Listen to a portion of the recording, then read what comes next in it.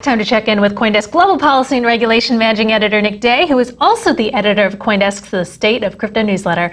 Hello there, Nick. So the White House published its fiscal year 22 budget proposal, which includes 2 crypto reporting requirements. You tweeted that there was this big news dump just before the holiday weekend. I wonder about the timing, and maybe you can go into what those crypto reporting requirements are. Yeah, so we finally have a sense of what President Joe Biden wants out of crypto.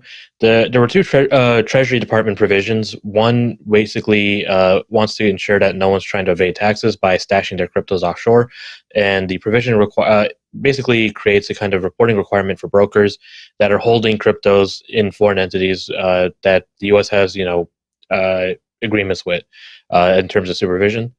The other provision is just kind of a more general financial institution reporting framework structure.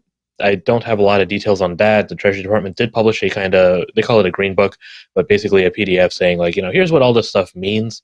And that one, again, is just kind of, just making sure that the various institutions that touch or hold crypto are reporting their numbers accurately.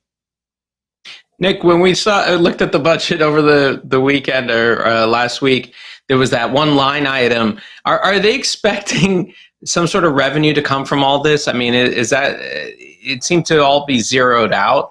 What exactly, have we ever figured out what that line item was?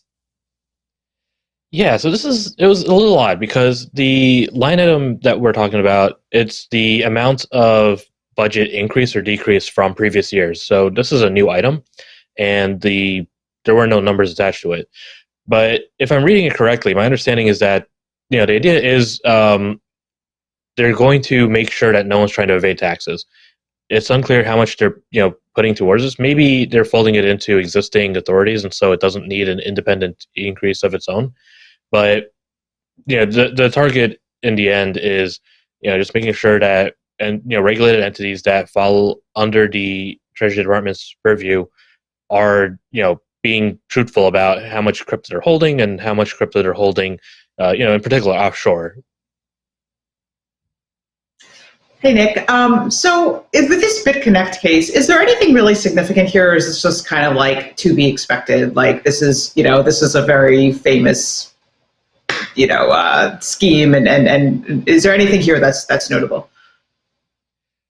To me, I think the interesting part, and this was actually also pointed out by our colleague David Morris, but the fact that the SEC is going after 5 promoters of BitConnect versus any individuals who were part of either the executive team or the founders of a project, that I think is kind of made the most interesting part right now. And as you said, this is not an unexpected suit. I think people were the big question is like, why did it take so long? But at some point, everyone kind of expected BitConnect to appear in an SEC, enforcement action, especially after it collapsed. It was almost 3 years ago, I think, or more than 3 years ago.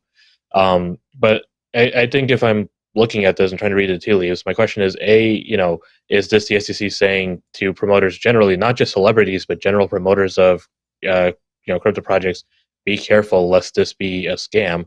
And then B, is there a next step here where they're going to go after an executive or founder or someone who had actual authority over the project?